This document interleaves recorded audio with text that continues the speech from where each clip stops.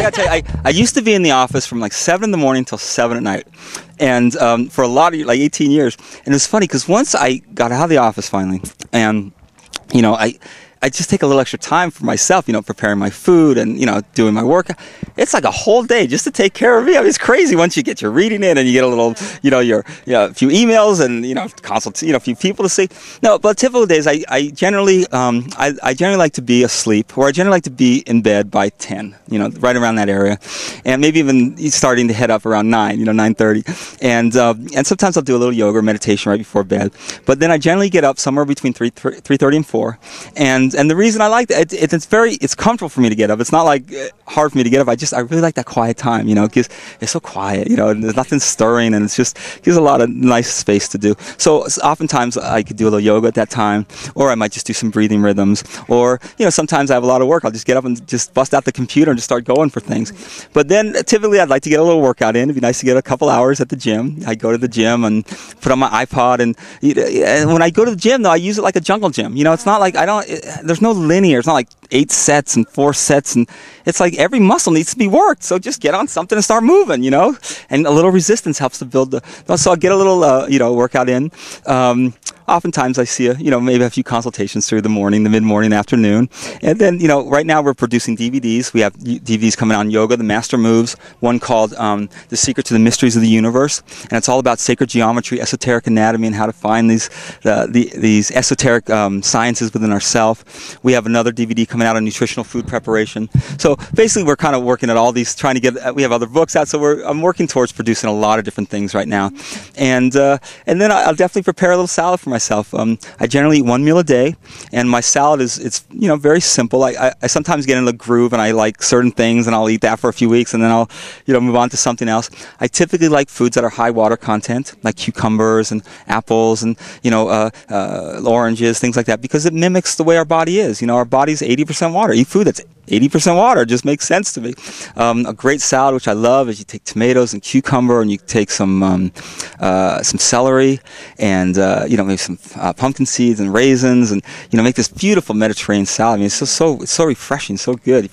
And then you know, so that's pretty typical. You know, just working on all the different things that I'm trying to create. Awesome. And so you probably see a lot of people that might come to you with significant health challenges in their life. And if you had a few tips for people, and, well, you know what, do you have any stories that you could share of people who've come in with one challenge or a challenge, and then they've started to change their life, and how that's impacted their health? Oh my gosh, yeah. Fortunately, I mean, I feel so blessed in that regard, because, you know, often, like, I used to go to the office every day, and it was a healing center, and, you know, people would come up and they'd say, thank you, oh, I love you, thank you. And I was like, God, what a cool job to have, where people are affirming. Like, you know, most people, they go to work and it's like, you're late, and why didn't you get this thing on? So, I mean, I was very fortunate to have that, you know, availability, to have like a lot of, you know, affirmation, you know, for me, this type of thing. What was the question? I'm sorry. The question was about, have you know? Oh, yes. Yes. Okay.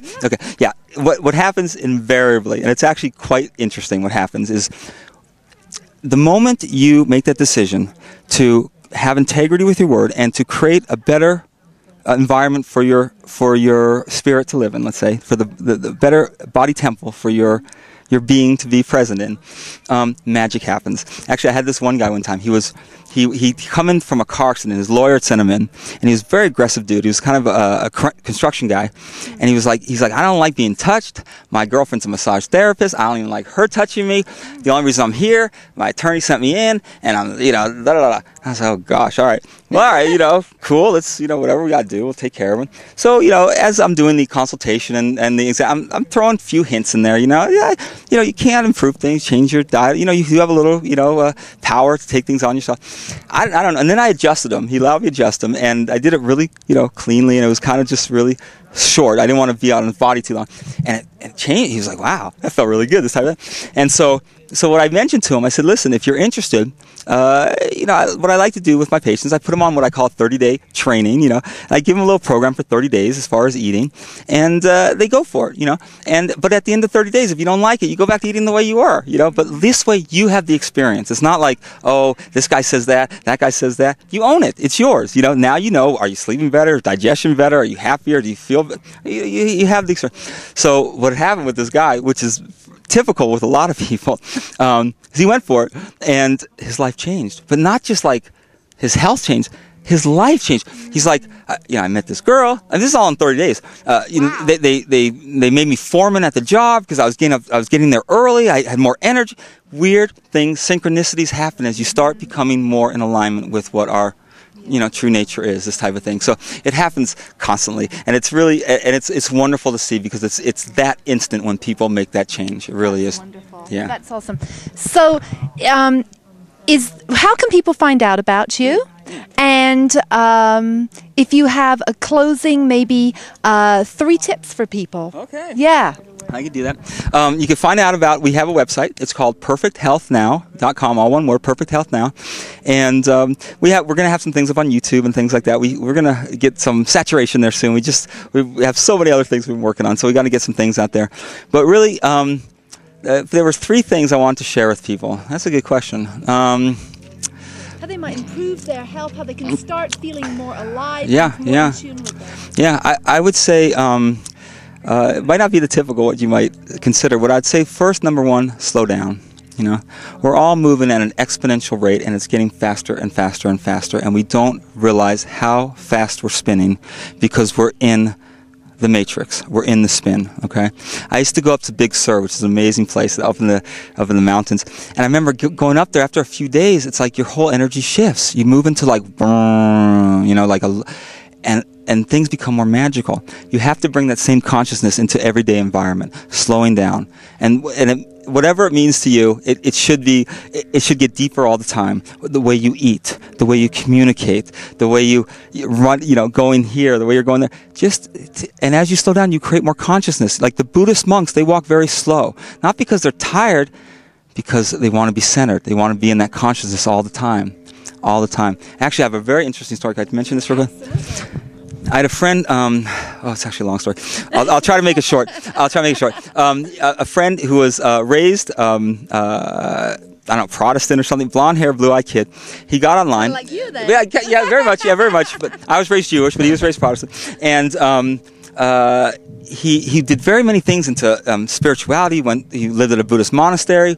He lived at he lived by himself in the woods for many years, did meditation. Anyways, he ended up, briefing the story, he ended up marrying a gal from Singapore who was Muslim and ended up having to convert to Islam because of this. Yeah, exactly.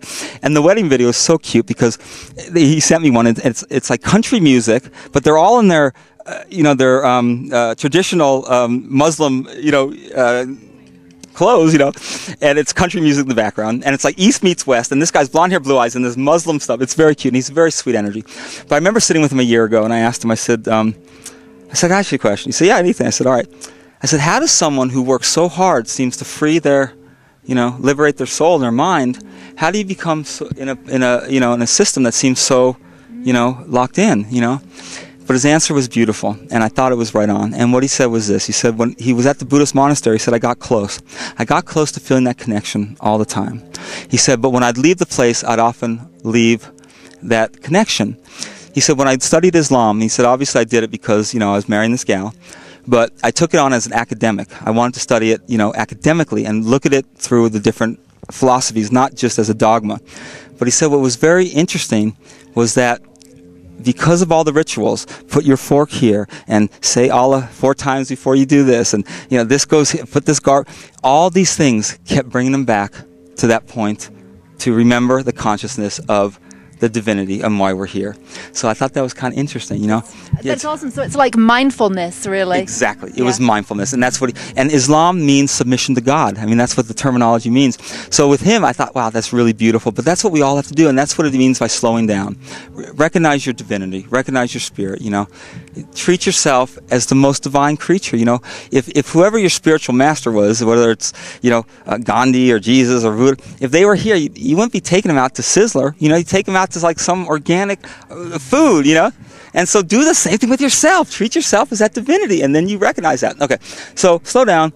The second, obviously, I would say get off your diet, because the first 3 letters of our diet is die, and get on a live it. You know, stop eating death. You know, get life it. You know, so that would have reverence for all life. I love the way you said that. Yes, have reverence for all life. Definitely. Thank you.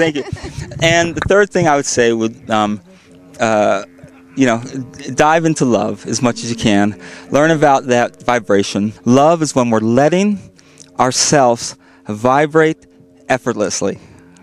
Beautiful. Dr. Shawn, it has been such a delight to have you on the show today. Thank you so much. Yay. Thank you so much. So remember, wherever you are, dare to create a life you love and a world you desire to live in.